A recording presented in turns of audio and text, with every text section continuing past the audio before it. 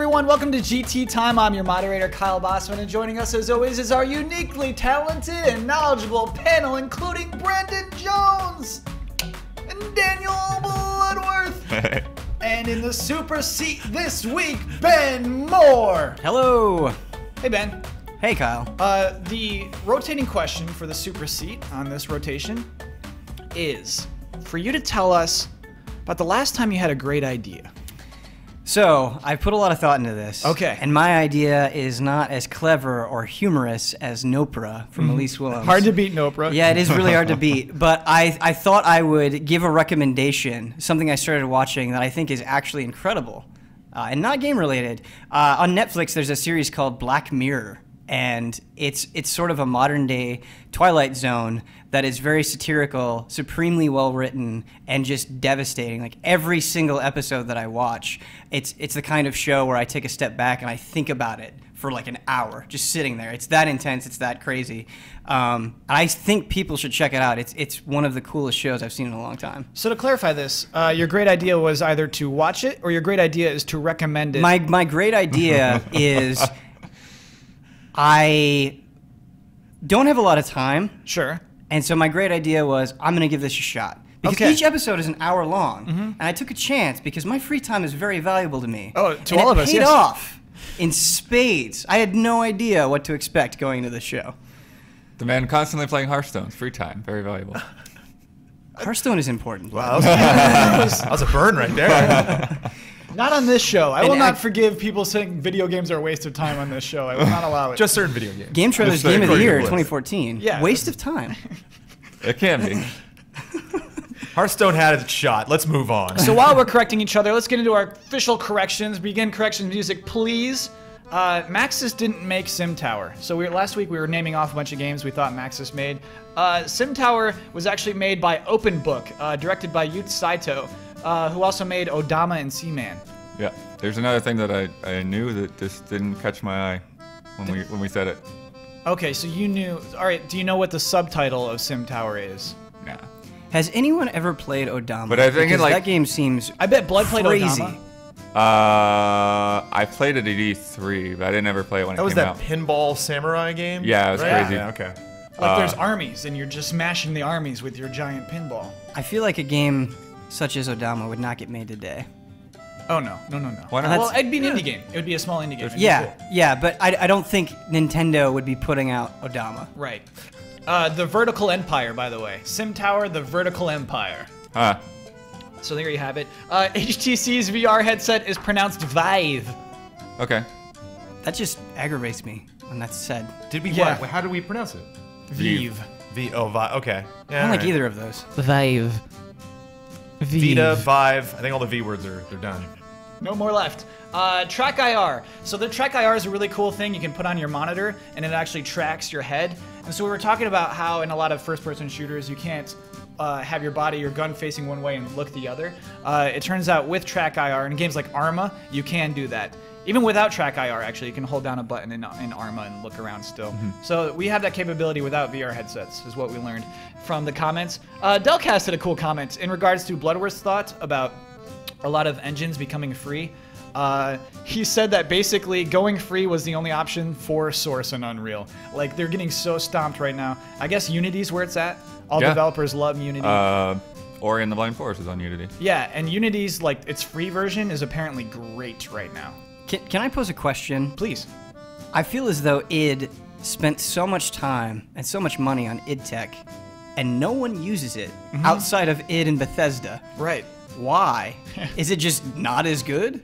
I think it's just tricky. Did they have it set up for licensing as much stuff? Yeah. I'm not 100% sure, but I'm pretty positive you can license id tech. And I think something like Unity, where you can just port it easily across many platforms, I think that's just so appealing, and how easy it is. Right. And also how many assets you can buy for it. Just it has a really cool asset store as opposed to the other places. So it's just like stomping right now. Random, very quick aside. Okay. It blew me away. The corrections music is still playing this whole time. It blew me away that Guilty Gear Xrd was made in Unreal Engine. Yeah, that's because crazy. I feel like there was a period of time where every Unreal Engine looked the same, and I never would have thought something like Guilty Gear would be made using that engine. Absolutely. And corrections music. Sorry. Never apologize for that. Let's get into game news. Everyone knows how I love to start an episode of GT Time. We have ourselves a game announcement. And it's Pokemon related. It's not Pokemon related at all. It is Pokemon related. It's absolutely Pokemon related. There's no Pokemon. The game is called Tembo the Badass Elephant. The point is that it is not Pokemon related. What is this game? It's from Game Freak, who frequently develops Pokemon games. This is... It's a 2D side scroller in which you're an elephant. You are a badass elephant. It's coming to Xbox One, PS4, PC. Nothing Nintendo owns. And Which is Sega pretty is crazy. publishing. Sega is publishing, and this is the first time Game Freak has made a game that hasn't appeared on a Nintendo console since 1999. Oh, hold on, I have the game's name. Clickmedic. So I don't know what that is. Clickmedic? Nope, don't know it. Yeah, I don't know either. It's a PlayStation game. I remember from Game Freak. Drill Dozer. Yep, but I mean that was on Game Boy Advance. Yeah, that is like one of the few times that they've made a non-Pokemon game. Right. Like, recently. Yeah. That wasn't even recently, really. Well, so they made Harmon Knight last year. Yeah. And apparently a mobile game about like horse racing that also appeared on the 3DS. So this is the first time they're just like, hey, Nintendo, you don't get any of this. So that's what's pretty crazy. That's what's pretty crazy that Game Freak is up to. Published by Sega. Is anyone else shocked by this? I'm not shocked, but some of the comments they made were they really like the old mascot platformers of the day, things like Sonic and Mario. And, you know, Game Freak hasn't made a bad game in a long time. Mostly they've been making Pokemon. And it's cool. I like those. I grew up with those mascot platformers, so I'll definitely check it out. But something that's a little bit of a pet peeve of mine is when you have badass in the title. Whoa. I get that there's a certain vibe that they're going for, but I just feel like that's so on the nose. You know what I mean? Like, if you have to tell me your character is badass, I instantly don't think he's badass. Like, let him speak for himself. If he's badass, show me cool stuff that he's doing. Don't say he's a badass elephant. I don't know. Very true. I think I'd have a bigger problem with it if it was like a cool game. If it was like Marcus Phoenix, the bad guy, the badass shooter gun guy. You know what I mean? But this is a badass elephant. This is a 2D cartoony game. I do like to play against elephant. Like, you don't normally associate elephants with being badass. Like, you'd think a badass would be like a dog or like, you know, like a yeti or something, you know, something that's like aggressive and, you know, something you could easily put like sunglasses on and you wouldn't think about it. But like elephant, I get, and maybe that's the play, that they're just like, not just an elephant. It's a badass elephant. You're never going to fit a pair of shades on an elephant. As if to suggest all other elephants aren't badass. This is kind of like the one of the herd that stands out. Yeah, well, I think that's that's the interesting thing because, you know, elephants and hippos, like they kill more people than real predators every year, but people think of them as, you know, cute, cuddly little things. Elephants kill a lot of people? Hippos certainly do. Absolutely. Hippos are nasty. Absolutely. Elephants will rip people in half. Cool. There's something Badass. about... When you're actually in Africa seeing elephants, it's a little intimidating, yeah. Hold on. I'm sorry. Blood, have you been in Africa? Yeah. Seeing elephants? Yes. Did you see an elephant kill a person? No. Okay. But the ranger, you know, like our guys were like prodding the ranger for like all the horror stories. And Yeah. stuff. Yeah. So. And the When were ranger you in was Africa? affected. Huh? The ranger was like visibly affected. I don't know if he's visibly affected, but he was just telling people like, no, this is for real kind of stuff. You know, it's like this stuff happens. Pay attention to me. Listen to what I say. Don't go running off in the field like the dancers in our group did, chasing zebra or something like that. Yeah, that was not a smart move.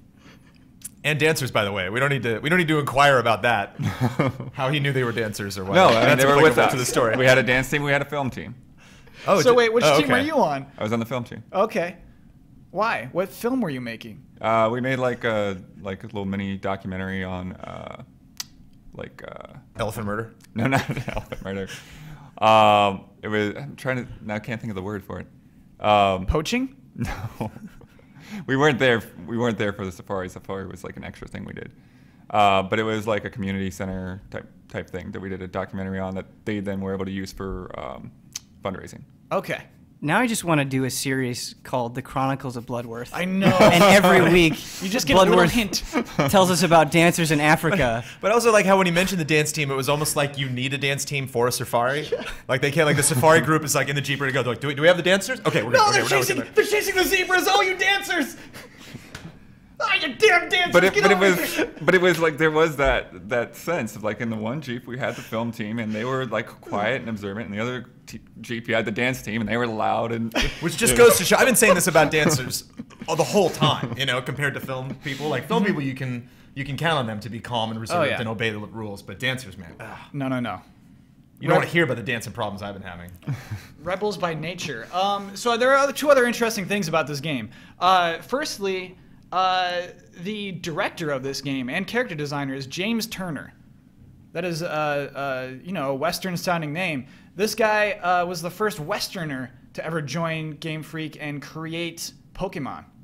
That happened in X and Y. Came in 2010. The first person outside of Japan, outside of the East, able to design Pokemon. And now he gets to make his own game for Game Freak. I think that's pretty cool. Designing Pokemon meaning literally like the characters themselves. Yeah. Like actually like conceiving of naming. And so he gets a lot of hate. He made the ice cream cone. Okay. But he also made Golurk, which is just sick. And Volbeat, the vulture one. Okay. Sick. So he's like 2 for 3. You know, this kind of gives me, Tembo kind of gives me hope in a weird way. Go on. Because we heard that depressing news not that long ago that Sega was like, yeah, we're pretty much going to focus on mobile and things aren't doing so hot right now. Yeah. Tembo the Badass Elephant reminds me of the Sega of yore, where they would put out really bizarre games that have crazy, quirky premises that no one else was making, and they're like, here you go. You know, like this reminds me of Genesis. Yeah, this reminds me of Seaman or something crazy like that. Yeah, and I think that's cool. You know, and it's coming out on Steam and Xbox and PS4. Yeah. Keep doing this stuff. And this kind of ties in. Here's the other interesting thing about this. Game Freak has a thing like Google where people on their free time are allowed to they get like a certain chunk of free time at the office, work on whatever you want. This was James Turner's work on whatever you want. Nice. Isn't that cool? Yeah. Well, I think that's a similar story to how we got Grow Home. Yeah, that is exactly it's like that. 8 guys within Ubisoft Reflections and like started messing with something, and then they're like, hey, that's pretty good. Let's actually put it on the Steam store. And then it's a good game. And these are where the good games come from. Yeah. Yeah, I can see a lot of people at Ubisoft being like, oh, my free time's over. Back to Assassin's Creed. Well, actually, kind of Reflections is helping on Division. Oh, interesting. So, but I mean, they're going to be in crunch from now till forever, till the Division is out. Yeah. Because that's my question actually. Is like, how many? Like, do you think other studios could afford to just let people have 20% of their time at work be free time? I mean, it's a risk, no matter what. It's kind of like Google kind of operates that way, where they're just like, "Hey, you guys just do whatever you want. Go around the table and just come up with creative ideas." Yeah, Gmail was one of those ideas, though. How crazy is that? And they've had, there's all sorts of ideas that they've rolled out that were totally free, and then like a year later, they're like, "Okay, we're done." And it's just like, wow, it's so weird. This is some crazy experiment that like didn't cost us anything, and of course people complain about. But you're not going to make money instantly off that idea. Like, that's not something that you can put into a budget and at the end of that year, you'll see a return on that investment of giving those people that time. But it's just something that if it's generally known that that's how your business practices, then there's something to be said for having your employees like working for you.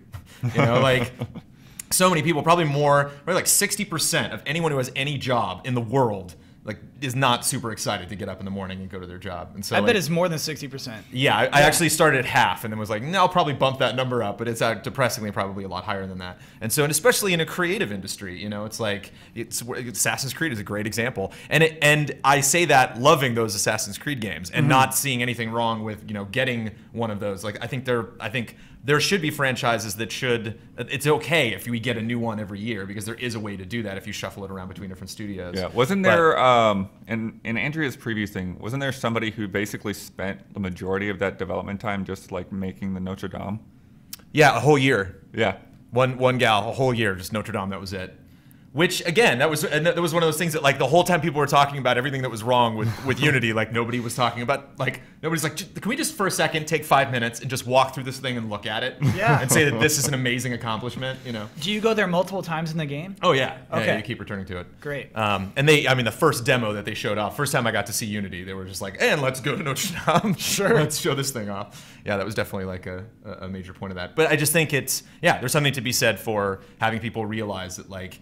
And it's not something that like I feel, I got to do something cool, like, oh, Tembo's got to be amazing. It's like I can actually put my creative ideas in and actually make this something that I believe in. And I think that's, it's not like you feel stressed out to make an amazing idea. It's like when you actually care about something, when you're actually doing something for fun, that's when, people gravitate towards it. That's when people are like, yeah, that is the game I want. But you didn't really know it. It's not like how do you sell Tembo? You know what I mean? How do you like? You put badass in the title. Right? But how do you pitch that? It's like that's not the kind of game you could go in and really sell. And it's like, okay, we're clearly going to invest in that. Yeah. But if you just make it and then you sit down and actually play it, like that's the sell. Same with Grow Home. That's such a hard pitch. Yeah. Absolutely. So you got to make it first. It's one of those games. Yeah. Yeah, I mean, there's already, thankfully it didn't have all that much marketing for people to poke fun at it before because. I've seen a few of those comments where it's like, oh, it's Ubisoft's Tower, the game. Like the whole game is the towers. We officially like towers on this podcast. Love towers. Yeah. Let's get to news. Big news this week is bad news. Uncharted 4 has been delayed until spring of 2016. More than a year from now. Yeah. Probably about a year. It'll probably be March 2016. So that happened, everybody. Did you see that coming? No, actually. I thought that they would be ready on that a little sooner. Ben, did you see this coming? No, I didn't see it coming, I would say. But I'm of the belief that however long it takes to make that game what it needs to be, take that time. I feel like Naughty Dog has earned a position where they're afforded that luxury and they don't have to put a game out before it's ready. So why rush it? So the answer for why rush it would be their Sony bosses saying, "Oh, we need this." Right. So I do want to talk about that. Brandon, I want to talk about Sony's fall, which has at this point as fall as in the season, the not fall like of Sony's Sony. taking a dip right now, right? You're going downhill. You're number 2 now, Sony. Oh, it's over. The gen was fun, but it's over. Let's talk about its autumn. What is going to happen? What do they have now? Are they going to announce games at E3? Well, yeah, E3's coming up, so that might be it, that they kind of like are finally locking down everything that they're going to be announcing at E3, and they're like, okay, we can maybe take this hit. Yeah, I think it's a little bit preemptive to worry because I if E3 comes and goes and we're like, oh man, there's not that much coming out that fall, then let's be worried. But I also think, Metal Gear Solid 5 is coming out in September. Mm-hmm. Batman's coming out in November. There's going to be stuff to play. I'm not that worried about it. Oh yeah, I mean, if you look at what this fall was, again, almost nothing. There was like Little Big Planet and Drive Club this fall. Did you say Batman's coming out in November? Or is it not November? I'm sorry. June. You just gave me a heart attack, man. I'm sorry. There's a delay I couldn't take. No, I'm sorry. Not one more delay on that game. Completely incorrect on that.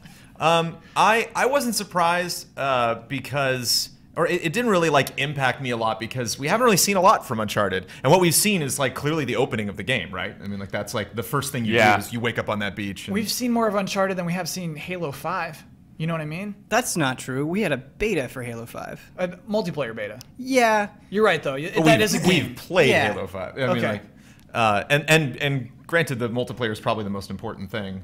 We've seen more of Uncharted than we've seen in the new Call of Duty, though. You know what I mean? And the new Assassin's Creed that we'll have this fall. But Call of Duty is like an institution where Uncharted, you really like Call of Duty. You don't really at this point, point your finger at one specific developer for Call of Duty. Whereas like this is Naughty Dog's baby. Yeah, this is like after they make Uncharted and move on to whatever project is next. What they did with Uncharted 4 is going to suggest what they're going to do. The quality of that game is going to clue people's minds into what they're capable of doing on the PlayStation 4 or just in the next gen on these new consoles.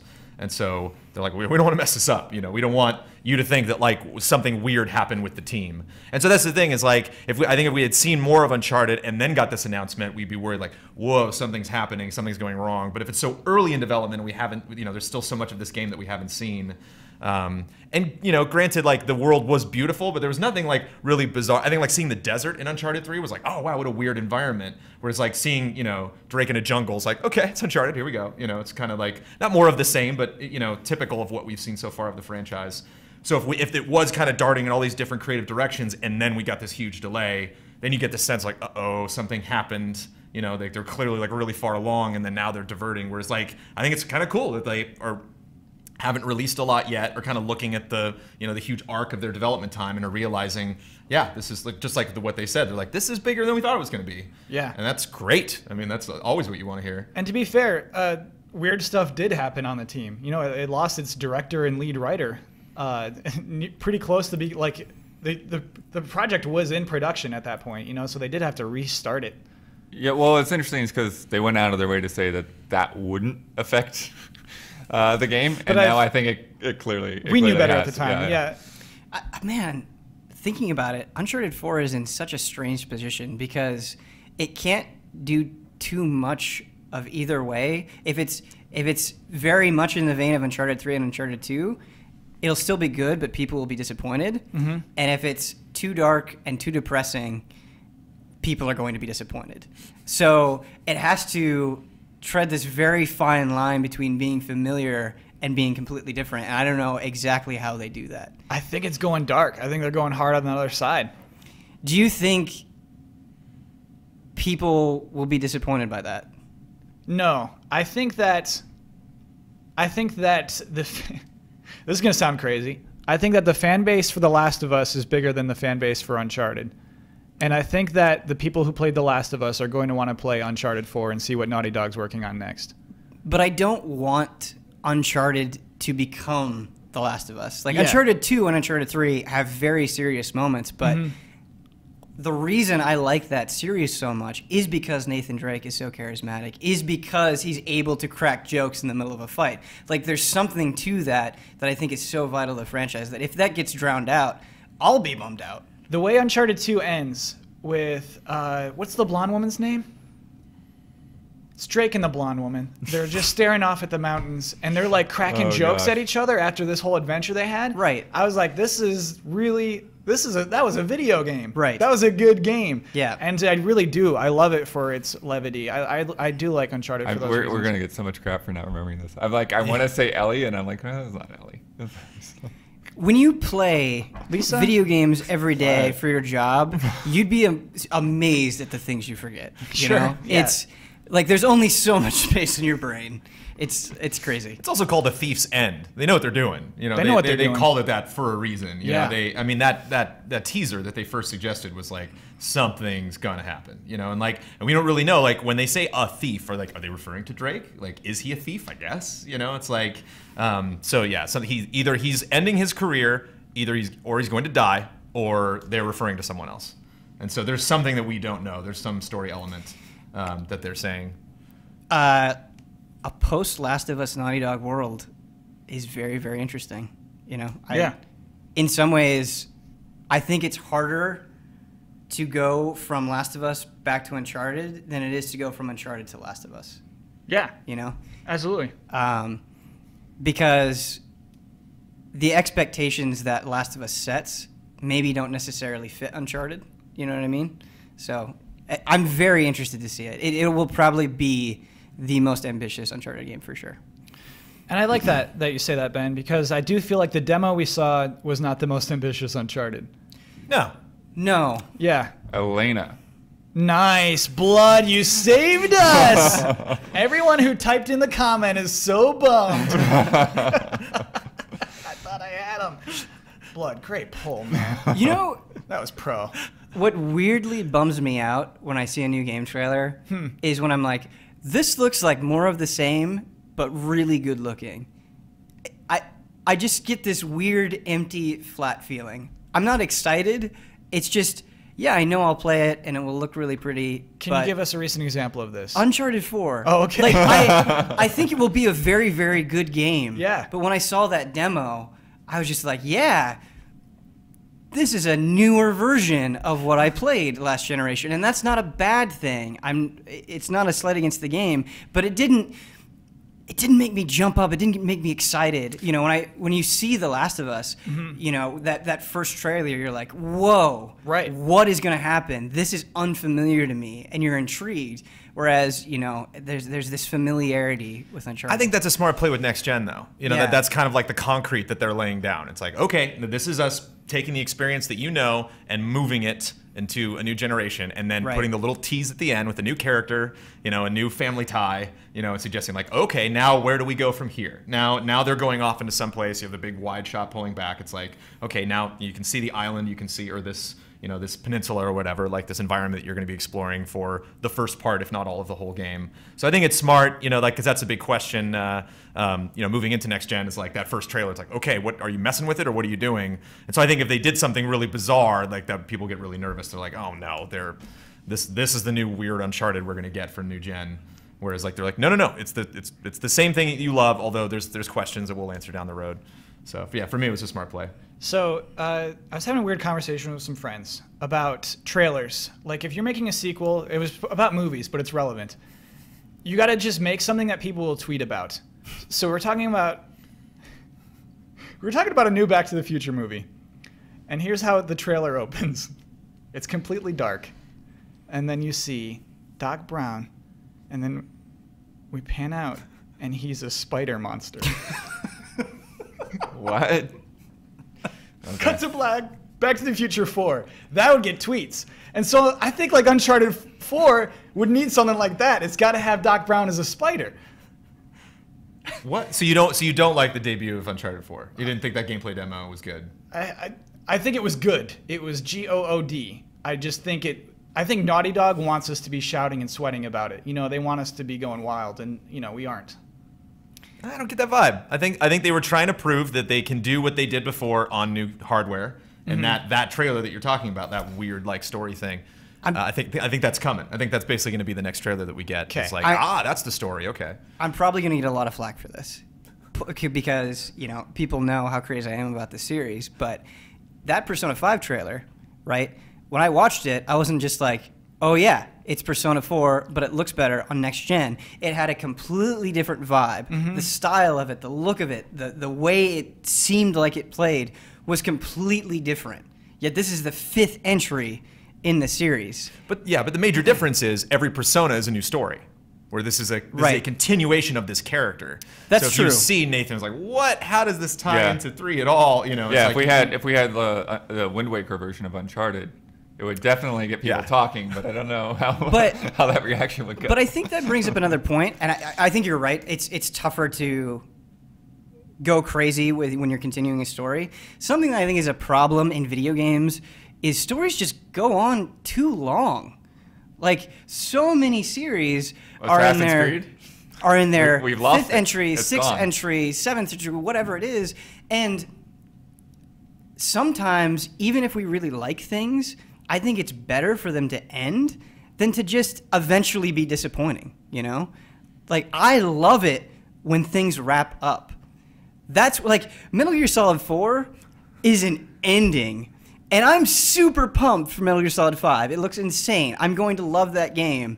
But at the same time, it's kind of like, you keep ending this series and then making another one, you know? I appreciate it when games have the balls to wrap things up, even if it comes at a financial cost. Yeah, and Uncharted 4 will get there. That's pretty cool. Yeah, that's true. It is the end. It'll be that one, hopefully.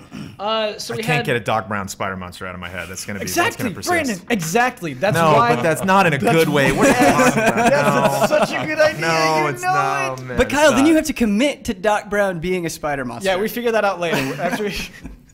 Then it's just a gimmick. Then you're like, okay, then that's a gimmick. Like, there's no way that Back to the Future 4 could end up with him being a spider monster and me enjoy that film at all. Like, That's where it starts. No, that's where it starts. And then it's like, well, let's fix the timeline. Let's make sure Doc Brown doesn't. 5 months earlier. Yeah. And it's normal Doc Brown. No, it's not 5 months earlier. No, it's like we have to team up with Spider Doc Brown to like fix the timelines. He's coming back to 1950 something. I'm so glad you don't write movies, Kyle. I'm so glad. Or make trailers for that matter.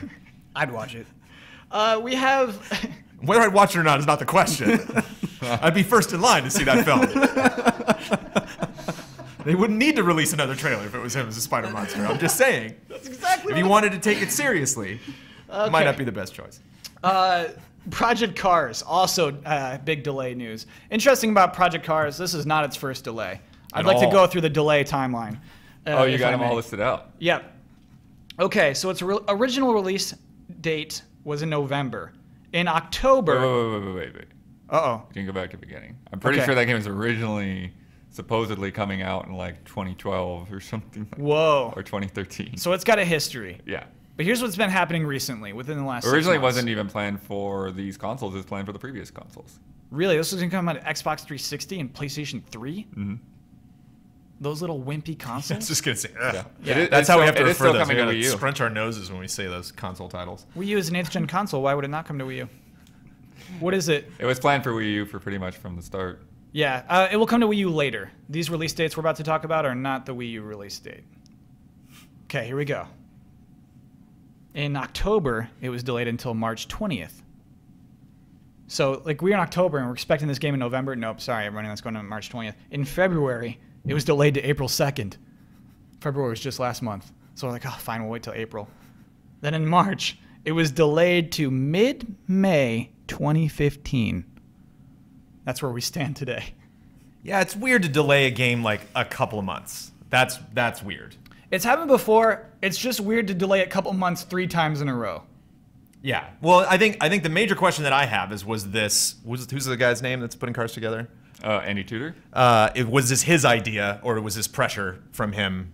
Is this him reporting to his superiors and being like, Well, he's the superior. Okay, well, Yeah, it's Kickstarted, basically, this project. So the buck stops Well, with they him. crowdfunded it before Kickstarter was even on anyone's mind. So, So nobody pressuring him to get this done at a certain time. There's no board of directors he has to report his development to. The thousands of fans that have invested money and development time into the game, yeah.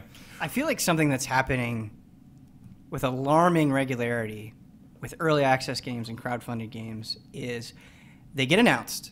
There's a huge buzz around them. People are super excited. And then it goes away for a really long time, and they're like, here, play this thing for backers or play this early access version. A bunch of people play that, and then a year later, the game comes out and no one cares.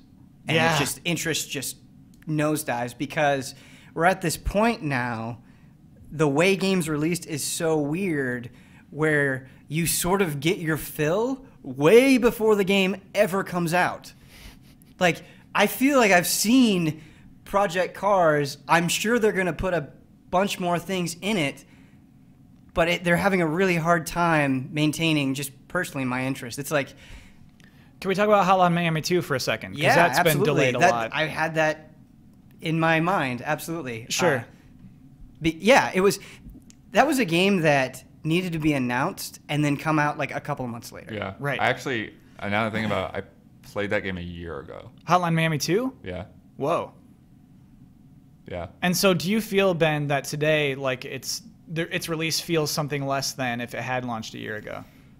Yeah, because when Hotline Miami came out, there was nothing quite like it. It was just overflowing with style, and there was this energy about it.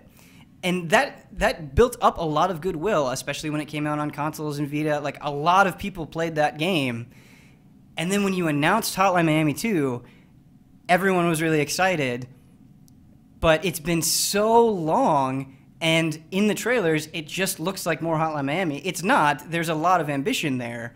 But that's a game that can't sell itself over years, you know what I mean? Right. Like, every time you look at it, you're like, oh yeah, I played that. Yeah. Actually, if you go back to Grow Home, for instance, like, they couldn't have had a long marketing cycle for that because in the one trailer they showed most of the game. You know, Sure.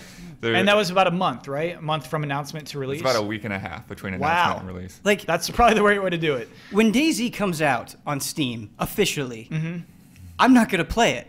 Yeah. I've already played so much, heard so much about it, seen so many YouTube videos. Like, it's done. I get it. It was very cool, but I'm over it. I've moved on to other things. So how do we fix this? What do we tell Project Cars?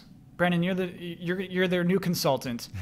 Should they have even said mid-May? Should they have just not like started a new target? Yeah, if you're going to delay your game, and again, I do not know. I have no experience in delaying a game and then seeing how that affects sales. So like, I have no idea the science behind like, we can delay it, but we can only do it a couple months. Just from looking at it, I get the sense that like he doesn't want to upset people, so he wants to give people good news every time it's delayed. But like I remember feeling like being like, oh my god, October is my favorite month, and a Batman game is coming out. I can't wait. And then it was just this swift, punch to the gut where it's like, nope, summer. And I'm like, oh, okay, all right. It was tough. I cried. I went into the corner and weeped a little bit, and then I came out and I was like, all right, I'm good. That's great. That'll be my summer game. I can focus on. There's plenty of other awesome games that are coming out in October. And certainly when October hit, I was like, oh man, if Batman came out this month, I'd be in deep trouble. I wouldn't be able to play anything. So I think you make the big delay. You basically take. It's kind of like it's like every film I've ever been involved with. There's always like the director when I get on set and they're like, okay, we're looking to wrap up around 5. And I'm like, okay, we'll be done at 9. Great. And they're like, no, we're not done at 9. And we're done at 9. It happens every single time. Like it always goes later than you think it's going to. People are always like a little bit late. And it's like, I can understand the need of you want to make everybody happy and being like, no, we're really working as fast as we can and we're really going to get you out at 5. It's like, if you just say 9, you think I'm going to be upset because it's later, but I'm not, because you're being more honest with me. Yeah. And you're like either 9 or we don't know. It's like either just say it's coming out whenever, I don't know. And like I think there's like a fear of the fan base being like, well then I'm out. It's like, oh no, then it's clear to me that you're focusing more on the development of the game than how the weird math that's impossible to compute is going to add up to exactly when that game's going to come out. And so I think honesty is the best thing. And you actually, in the notes for GT Time, you commented on how Druckmann handled the delay, how he like went out there and was like, okay, here's kind of what we're dealing with here. This game is more complex than we realized. We are human beings. Yeah. This is a new console. We've never made a game for this console yet. We are discovering things. Mm-hmm. And it's like if you do like get into a pocket of development and realize like, oh wait, we can really just blow this huge environment up, or we can add this whole new thing. Well, we got to release in a couple months, so let's just not do that. It's like, no, let's do it. Like it's Uncharted 4. This is the last game we're gonna make in this series. Let's take advantage of absolutely everything that we can do. And a huge delay. And kind of like Batman, just like this is a huge chunk. Yeah, and I think that's great. I think that's really smart. Again, just like you said, or commenting on what you said earlier, it mentally, you put that game on a different shelf. You're like, okay, I'm not going to anticipate that. I'm not going to keep checking in with DayZ and be like, where is this at? I know where it's at. I know it's not something that we should talk about. When I get a trailer, I'm going to be very surprised. I'm not going to be hitting reload every day, being like, when's that Uncharted 4 trailer coming out? We shouldn't expect that trailer for a while. Like if we don't see Uncharted 4 at E3, we're not going to be shocked. It'll be like, no, they just said it's 2016. So like the next E3, that's when we'll get something, or, So I think just it's as far as you can push it. I think is smart. So I want to talk about the other side of this, the underbelly, the dirty underbelly. I want to talk about intentionally announcing a game ahead of time to reap the reward of hype. Particularly if you're a console. If you're Sony and you say Uncharted 4 is coming this fall, you might get people to buy it, and then you might delay that game, and those people already bought their consoles. If you're, you know what I mean? Do you think this happens? Do you think this is a true thing that exists? Absolutely. Do you think people like intentionally make unrealistic release dates in order to? Yes, I feel like I can provide very clear examples. I want some clear examples. Yeah, I think the clearest example to me is Gran Turismo Psp. Nice example. The first time the PSP was shown, they had Gran Turismo running on that system. Yep. There was no Gran Turismo game in development for that system. There wasn't. But people bought the PSP thinking, yes, Gran Turismo will someday be on this product. Yeah. And then when it eventually did come out, I don't know what the development timeline on it was, but it was very clearly rushed. It was not what fans expected out of that series. I'm not necessarily saying Sony is the most guilty of this, but all of the examples are coming from them. We got shown Final Fantasy Versus 13 in 2006. Don't get me started. Hold on. No. Get it? That game wasn't even in development. In the year 2015, almost 10 years later, we still don't have it. Mm-hmm. Gran Turismo 5 was shown like very early in the PS3's life. We didn't get it till like what? 5 years later? 5-6 years later? I don't know exactly what it was. Yeah. Last Guardian, it's just a joke now. Yeah. The Agent that's nothing. Right. You know, like what is going on? But all those things, which is weird, is like reinforce the purchaser's feelings about the console they've owned. Like, oh, I love Sony because I love The Last Guardian. Right. Yeah. And the thing is because we love these things so much, we fall for it every time. Guys, realistically, we have no idea when we're getting Kingdom Hearts 3. Yeah. No, that's, no idea. Buying a console, that doesn't make any sense to me. It's a really bad move as a journalist to say that somebody's making a poor consumer decision, but like that's a bonehead move to like buy a console. Yes. Just so you're ready. It's like what? That's like buying like a ton of sweaters in like the summer because like this winter is gonna be crazy. It's like what are you doing? You know, like well, they're cheap in the well, summer. actually, yeah, no, that is a good idea. Maybe this is just exclusive to me, but I feel like my love of certain things can blind my purchasing decisions, as is well documented on the site. I would not have a Wii U to this day if Nintendo hadn't shown off Bayonetta 2.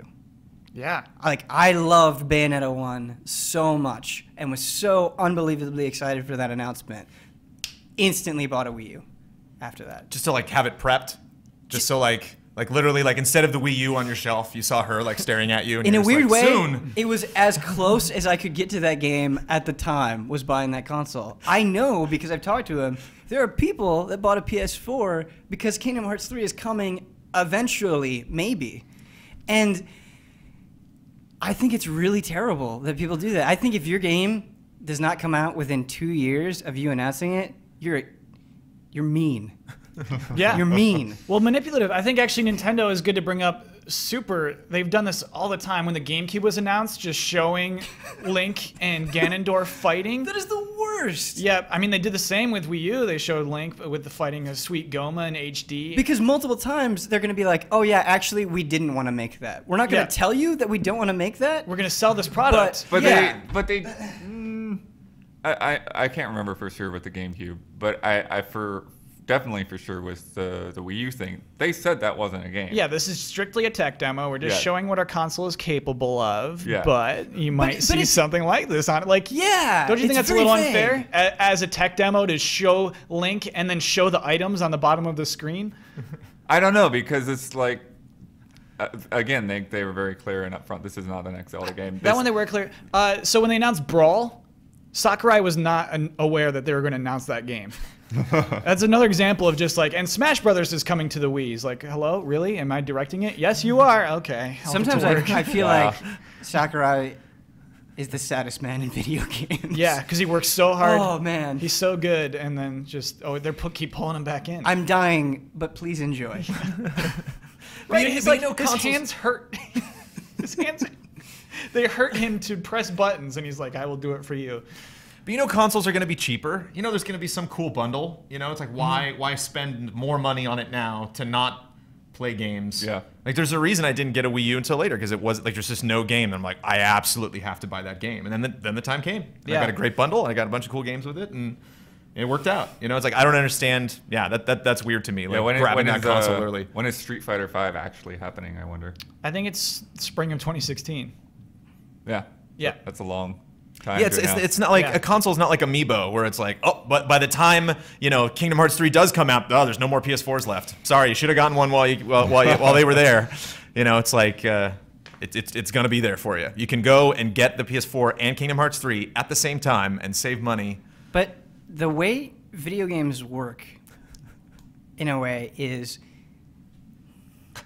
it's hard, and I think the way that we're sold things is kind of depressing. Because you never want to be the person playing on an inferior system. Like, I'm not saying it's bad that people do this, but I feel like we're conditioned to believe, like, I don't want to be playing Destiny on a 360 or PS3. Oh, yeah. We were just mocking mocking Project Cars. Right. Yeah. It's terrible. Yeah. We are very directly told that if we play on less capable things, that we're not as good. I think, honestly, it's like even if you give two children who are 5 years old, like one a slice of cake that's 45 degrees and another a slice of cake that's 50, the one who gets 45 degrees is going to be like, what am I doing? I hate this cake. We said on this very podcast, the 360 and PS3 are wimpy consoles. Yes. Yeah. That's what's in our brains. Yeah. And I don't know. What can be done? That was rhetorical. Don't, Brandon. Do you know? Right. Don't feel the need to buy the console. Yeah, exactly. Don't buy a console if you know you're not going to play it. It's impossible not to feel that. I mean, I've always bought a console for a game. I've always bought a console. I've never bought a console like right away because it's just like the first console I bought in this gen was the Xbox One. I bought it for Dead Rising 3. I bought it because I want to play that game. Sure. Brandon, and I plugged it in and I put Dead Rising 3 in and I played it for a little bit. Well, what you're saying makes sense. Right. I'm with you. It's probably the way to go. Right. But I will always buy a console on launch day because when I buy a console, there is a hope that I have. And it feels good. You know, sometimes certain things in the industry beat me down. They make me sad. But when you say there's a new console coming, my hope is just completely re-emerged. And maybe I'll be disappointed. Maybe there won't be anything to play. But every time I buy that console on launch day, I'm feeling good. I'm not going to stop. I think you should start a new show called Illogical Purchasing Decisions, hosted by Ben Moore. Oh, man. Don't spend your money the way I do. Starring Ben Moore. Sure. We'll talk about it. What I do want to talk about is what our commenters want us to talk about. Okay. It's that time again. Well, you're the one who started this conversation. Woo. Whoa. Is that a ghost? You say that was our crowd going wild when you said that. You said that in a way like it's just like, ladies and gentlemen, the Beatles. It sounded to me like a ghost. I think someone died. This comes from Oliver241293. Hi guys, I'd like to know who your favorite video game developers are and why. This is one I'm actually curious about. Just one. Just one. I didn't look at these. Just one developer. Okay. We do many. It's like that's too long. All right, everybody gets one. Brandon, who is your one developer? Rockstar. Why is Rockstar your favorite developer? Well, to build on something we were talking about, they know how to advertise games. Sure. Yes, they do. They make. I mean. Everybody's upset about heists, but heists are free, so calm down. You know, it's like, everybody's like, I should get heists now. And it's like, okay, based on what? Like, what has Rockstar done in their history that has indicated how heists should roll out? Well, what has anybody done that has indicated how this free mode for this, 16, now 32-player online mode that no one's ever done, that's ridiculously ambitious. Again, it's just people getting impatient. Like, they announced that a really long time ago. Right. And so it just gets to the point where you wonder, like, hey, where are these heists at? But that's all they did. And then the thing that's really funny that everybody says about heists is they're just like, they hyped this up so much. No, they didn't. You did. That's kind of true. They was released in interviews. one trailer that said heists are going to be a part of online. That's all they did. That's it. You give the internet anything, and they'll run. When did they rampant. release that trailer? When the first thing that first online with like the British lady who's like, or like the lady who's like, here's how online will work. I'm gonna say that's a little left. You'll be able to do heists. I think that's a little left. Okay, that's but a little left. Yeah, it's a little left because it's selling a promise and then delaying that promise. It's like Master Chief Collection will work eventually. Just wait. But there's no money burning a hole in your wallet. You bought GTA 5, and then you own it, and it's great. You can put it on the shelf, and then you can get heists later. It's not like WoW or some MMO that you're dumping money into, being like, why am I investing in this when I'm not getting the thing that they promised? It's all about money. If you're losing money, you can argue. If you're not, what's the problem? Like, I don't understand that's just how people work. If you tell them something's coming, and then it's way longer than they expect, of course they're going to respond that way. Right. Even if it's not necessarily owed to them, that is how people work. I understand. I do want to talk about why Rockstar is so great, though. So why Rockstar is great is because everything that they've done that isn't heists is the antithesis of what we've been talking about with advertising and delays and stuff like that. Like they announce something and you're like, oh, that sounds cool, and then a couple months later it happens. It's like it's like Nintendo at its best. Like when you get something and they let the hype level, like people just hunger for Rockstar trailers so bad that like when it comes out, you have something like Assassin's Creed, anything Ubisoft does, they just barf trailers. It's like there's like 50 trailers for Far Cry 4, and you're like, there's like 3 documentary series going on at the same time, and it's just like, oh god, I can't, I was already, you hit me at like the 30% point of your campaign, and the rest of it's just like, I'm done. I already pre-ordered the game. Just stop it. That's really funny. Rockstar could easily do documentary stuff. Yeah. And they don't. No. Yeah. They're not really invested in E3. Like they really just do things the way they want to do it. Yeah. And like each of their games has like 4 trailers. And then they're done. So like every single one of those is a huge deal. Yeah. And all of their games are awesome. Rockstar is yet to Manhunt 2 is the only thing Rockstar, and State of Emergency. Okay, I was just gonna say State of Emergency. Are like the only things that they release that. That's 2 gens away now, though. Yeah. And I wouldn't. And even State of Emergency is not something where like I played it and was like, oh, okay, this is what this game was. I wasn't like, Rockstar how dare you? Because again, like I didn't feel like Grand Theft Auto slowed down in order to make State of Emergency happen. It felt like just kind of an extra thing that they did. And Manhunt 2 was just, I don't know, just didn't really care. I didn't need a sequel to that first one. Blood, who's your favorite developer and why? Oh goodness. I don't know. I guess I'll just pick somebody, but I won't necessarily call them my favorite. No, we need your favorite. I'm really sorry about this, Blood. No. We can't compromise on this. Yeah, we're gonna compromise.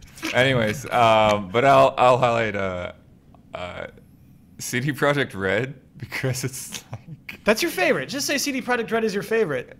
No, I don't know. I've heard you say super nice things about this team. Nintendo might be my favorite, but I think CD Projekt Red is interesting because it's like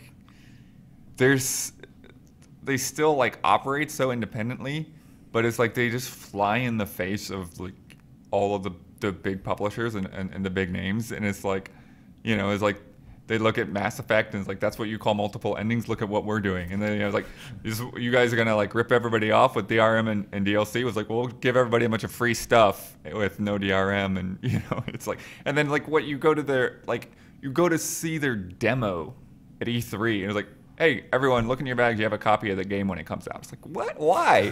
Why did you do that? Nobody needed that. And like, it was funny too, is because like there's that moment in the E3 demo where like they, you know, like, it's the last demo of the day. So if, you know, anyone wants free beer, you know, just raise your hand. Like, nobody thought they were serious.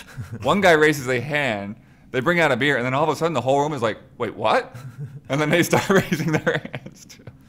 And it's like they didn't coax everybody into the booth with free beer or anything. They're just like, here, try it out. So you love CD Projekt Red because they gave you a free beer. Rockstar never gave me free beer. I actually didn't take the free beer because it was still working. But yeah. And I had to drive right after that. Yeah. But straight back to the office. Yeah. Yeah. But no, it's that kind of thing where it's like they are very in tune with. They want to make the kind of game their fans are gonna love, and they want to respect them as consumers instead of like, you know, oh, give us more money, give us more money, give us more money. You know, like The Witcher 2, like the enhanced edition, they changed the last part of that game and added way more stuff, and they didn't charge anybody for it. If you'd already bought the game, you just got an upgrade. That's pretty cool. Yeah, they just do things that are pretty cool. Yeah. Are they in Poland? Yeah. Cool. That's not easy to run a business out of Poland either, I imagine. I don't know. Who knows? Ben, who's your favorite developer? Platinum Games. Nice. Oh, pick. not Blizzard. Yeah. What I love about Platinum is it's like they're in this own bubble. It's as if they're not aware of what the rest of the industry is doing. And every single time a Platinum game is announced, I have no idea what it's going to be. You know, they make a game and it's like, hey, you play as a lady and she has guns on her feet. What? You fight a senator infused with nanomachines. This is Metal Gear now. Deal with it. There is this confidence and bravado and energy that every time I play a Platinum game, I'm like, oh, other video games are way less exciting. I get pumped up when I hear Rules of Nature. And people call it cheesy or corny or dumb. Yeah. But in the moment when you're slashing giant mechs and ripping robot spinal cords out of people, it feels amazing, and nothing else touches that for me. That's cool. That's a really good answer. Their games are about feel, I feel like, and they nail that. My favorite is Naughty Dog. That's a good pick. I was going to pick Nintendo. Nintendo's actually like 5 different development studios. Yeah, that's a hard thing, is that like a lot of times like you have to like really dig in. It's like, which team is this? Yeah. So, like the guys making this Mario game made, you know, a different one, and they made Donkey Kong Jungle Beat, but they're not the guys that made Mario 64. And, yeah.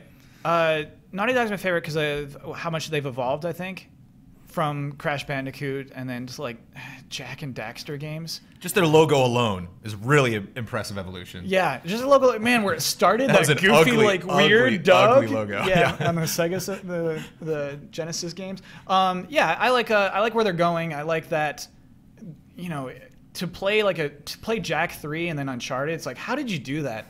How'd you even evolve like that? You know, maybe it's because they started in a weirder spot, but I respect where they've come to. So thank you. I got another one, actually. Here's another comment. This is from Big Jim Slade. GT needs to start a band called Blood on the Bass. No real question, but man, like, yes, we do. Well, we can't do it if you're not going to play bass when Rock Band 4 comes out. Any interest in the bass, Blood? I mean, yeah, I haven't played much of it, but yeah. I basically, like, I did Guitar Hero 2, and that was about it. I just went back and played that one and got the itch. So we'll get Blood on the Bass. That's such a good band I feel name. like Blood is kind of like Guile's theme in a way, because every so often someone will say, "Oh, I've got it. I've got a perfect name for this. It should be Blood on the X," and it's always amazing. Right? Yeah. Blood just goes with everything. We wanted to do something called Blood on the Tracks. No, we did that. We did Blood on the Tracks. Is that not incredible? Yeah. Come on. Your name goes so well. It's with just a everything. fantastic name. I love it. Let's do some closing bets. Next week, Final Fantasy Type 0 will be released, along with the Final Fantasy 15 demo. What I'm going to do next week. Around. The Final Fantasy 15 demo will be released in addition to Type 0. Depending on your perspective, absolutely. What I'm going to do, I'm going to go to GameRankings.com. I'm going to look at the most recent 7 reviews for Final Fantasy Type 0. How many times will I see the word 15?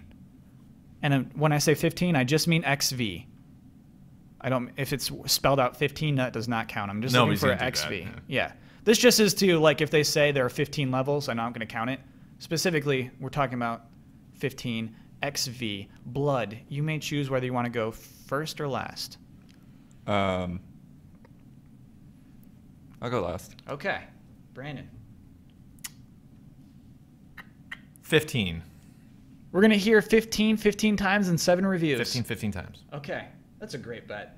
I'm going to go with 6. Ben. I'm going to go with 10. Okay. Blood. What is your bet? 2. Wow, you don't think? I don't know, Blood. Well, let me lock those in first.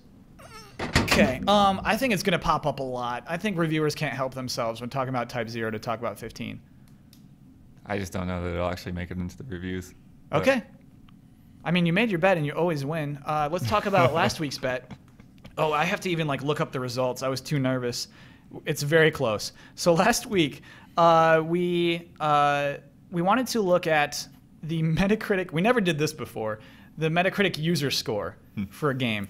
The reason why is because the game we're looking at is DMC remastered. Definitive edition. Thank you, Brandon. To see if the user score would be better or worse than the PlayStation 3 version of this. That's one of those games on Ben's list of things he hasn't had time to play yet. You have to play the definitive. Do you have to review it? What are we doing with that? Probably I just played. Who knows? That list is distressingly long. It's just going to get long. Maybe stream it. I don't know. So while Metacritic slowly loads on my phone, maybe it's because this room is so padded, let's talk about what everybody bet the user score would be for DMC. There it is. Brandon, would you bring it up? Blood bet 6.8. He thought user would be kind of lukewarm on it. Brennan Jones bet 6. He said users would not like this game. Bossman bet 7.2. He said users would kind of like it. Huber bet 6.7. One beneath Blood to, I guess, block Blood off. Huber's a strategy gambler. Okay. And now Brandon's bringing it up. Brandon, do you want to do the Metascore? The user score is 6.6. Oh, Huber.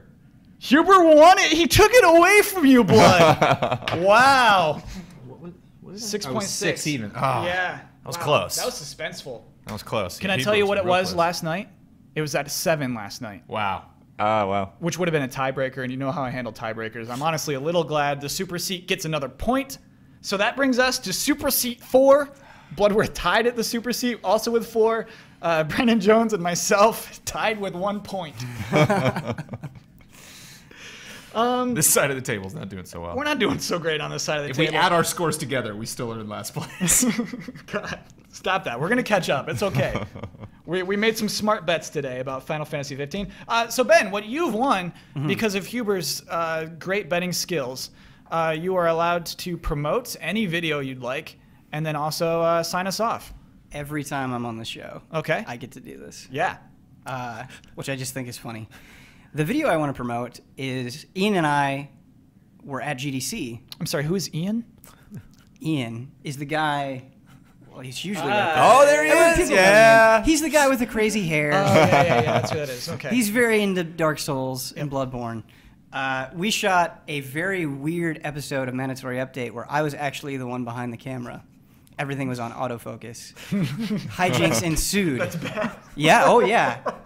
Oh yeah. It's bad. I thought it was weird and funny, and people should check And it out. different. And very different. Yeah.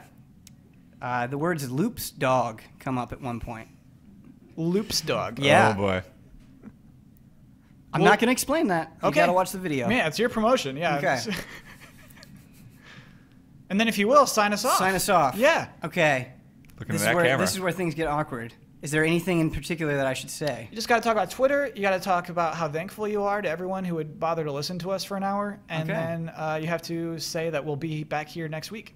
Okay. Do I say all of our individual Twitters? It's or- really funny when people try to do that. Okay. No, you don't. And spell them, Okay. please. Do be I on- just say they'll be on the my screen. Twitter? No, you just say our Twitters are here, and then... Oh. They pop up on the screen. I'm sorry, was it Okay. Ian? Ian takes care of it from there. Okay. Well, thank you, Ian. Well, Week our by Twitters, week, this proves that no one watches this show on the GT staff. I just want to put that out there. That nobody, every time it's like the end of the show, it's like, how does the show end? What are we? What am I doing here? Basically, proof positive. Ding. I'm not trying to be rude. I don't watch the show either. I like GT time. Yeah. I talk to you guys every day. Right. Yeah. I don't need to listen to you guys talk for an hour and a half. Right. Because I live GT time. I feel that. I feel that same. Yeah. That's all it is. It's I like GT the time show. all the time. I like the show. All right. Our Twitters are here. Thank you so much to listening to our wild ramblings. Some of us got a little bit emotional. And please check us out next week.